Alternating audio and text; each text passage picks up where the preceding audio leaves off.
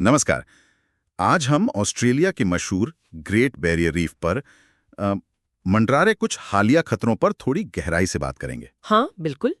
हमारे पास कुछ ऐसे स्रोत हैं जो हाल की कुछ घटनाओं पर रोशनी डालते हैं। जी, और ये ऐसी घटनाएं हैं जो इस अनमोल समुद्री धरोहर के संरक्षण से जुड़ी जो चुनौतियां हैं उनको उजागर करती हैं। सही कहा, हमारा मकसद यही है कि इन स्रोतों की मदद से समझें कि इन घटनाओं का मतलब क्या है और ये रीफ के भविष्य के लिए क्या संकेत दे रही हैं। तो चलिए पहली घटना से ही शुरू करते हैं। थोड़ी थोड़ी परेशान करने वाली है ये। हाँ ग्रेट बैरियर रीफ के कुछ संरक्षित इलाके हैं, है ना, जी, जहां से कुछ भी निकालना पूरी तरह मना है।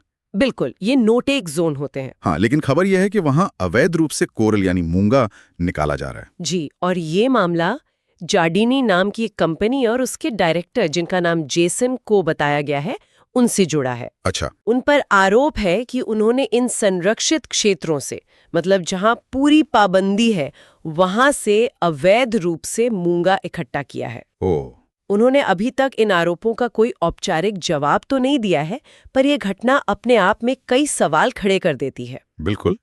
ये सिर्फ मतलब कानून तोड़ने का मामला नहीं लगता। इसका असर क्या होता है असल में? देखिए, असर तो कई स्तरों पर होता है।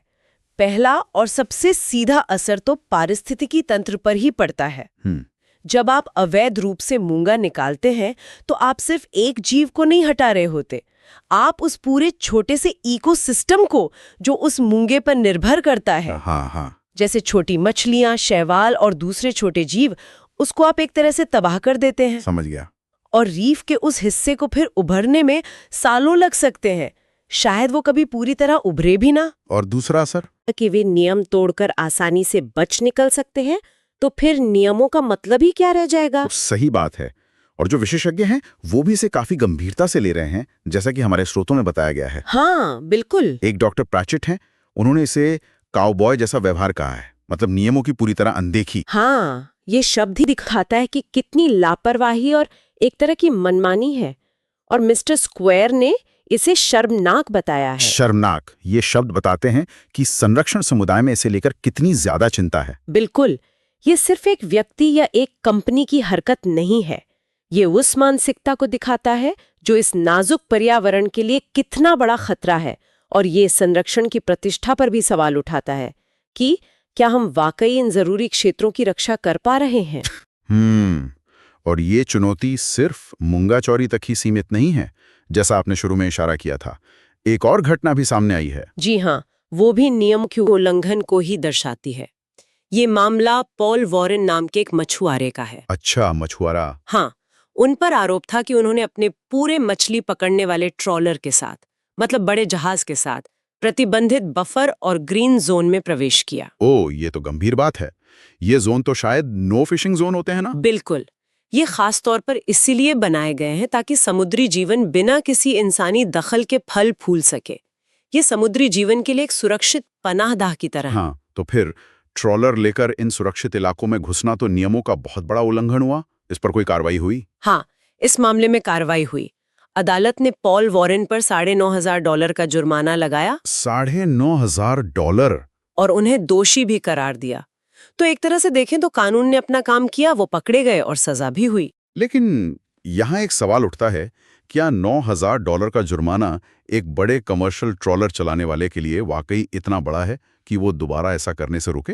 यही बात है। क्या ये जुर्माना एक निवारक का, एक डिटरेंट का काम करता है? शायद नहीं। ये तो सोचने वाली बात है। मतलब कानून है, सजा भी हो रही है, पर क्या वो काफी है? खासकर जब हम सोचें कि ये ग्रेट बैरियर रीफ कितना विशाल है, इसकी निगरानी करना कितना मुश्किल होता होगा। बिल्कुल, ग्रेट बैरियर रीफ का समुद्री पार्क बहुत ही बड़ा है। मतलब आप सोचिए, लगभग इटली देश जितना बड़ा। बाप रे। तो इसके हर कोने पर नजर रखना तो लगभग नामुमकिन सा काम है। ये दोनों ही मामले, चाहे वो अवैध मूंगा संग्रह का हो या प्रतिबंधित क्षेत्र में मछली पकड़ने का, ये दिखाते हैं कि नियमों का उल्लंघन तो हो रहा है।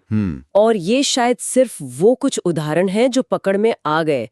असल समस्या शायद इससे कहीं ज्यादा बड़ी हो सकती है। तो इन सब घटनाओं को अगर हम एक साथ देखें तो क्या तस्वीर उभरती है? क्या मतलब निकलता है इसका? देखिए, तस्वीर ये है कि ग्रेट बैरियर रीफ जैसे विश्व धरोहर स्थल की सुरक्षा एक लगातार चलने वाली, एक सतत लड़ाई है। ये घटनाएं सिर्फ कानून तोड़ने के कुछ मामले नहीं हैं। नहीं। ये असल में हमारी संरक्षण की जो रणनीतियां हैं, जो निगरानी के तरीके हैं और जो सजा के प्रावधान हैं, उनकी प्रभावशीलता पर ही सवाल खड़े करते हैं। सही। ये हमें याद दिलाती हैं कि सिर्फ नियम बना देना काफी नहीं होता। उनका सख्ती से पालन करवाना और उल्लंघन करने वालों को ऐसी सजा देना जरूरी है जिससे दूसरों को भी सबक मिले। यानी हमें शायद जागरूकता बढ़ाने की ज़रूरत है, वैज्ञानिक निगरानी को और मजबूत करने की, और हो सकता है नियमों को लागू करने के तरीकों पर फिर से सोचने की ज़रूरत है। हाँ बिल्कुल, और इसमें शायद तकनीक का बेहतर इस्तेमाल भी शामिल हो सकता है, स्थानीय समुदायों की ज्यादा भागीदारी हो सकती है और शायद अंतर्राष्ट्रीय सहयोग भी। ये एक बहुआयामी चुनौती है, तो इसके समाधान भी बहुआयामी ही होंगे। तो अंत में हमारे सुनने वालों के लिए एक विचार छोड़ जाते हैं। जी। क्या ग्रेट बैरियर रीफ जैसे अनमोल समुद्री पारिस्थितिक तंत्रों को बचाने के लिए हमारे जो मौजूदा नियम हैं, जो निगरानी के तरीके हैं और जो सजा के प्रावधान हैं, क्या वो पर्याप्त हैं? या फिर जलवायु परिवर्तन और दूसरे मानवीय दबावों के जो बढ़ते खतरे हैं, उनको देखते हुए हमें भविष्य में और भी सख्त, शायद कुछ बिल्कुल नए तरह के उपायों की जरूरत होगी? हाँ, ये सवाल इन हालिया घटनाओं के संदर्भ में और भी ज्यादा जरूरी हो जाता है।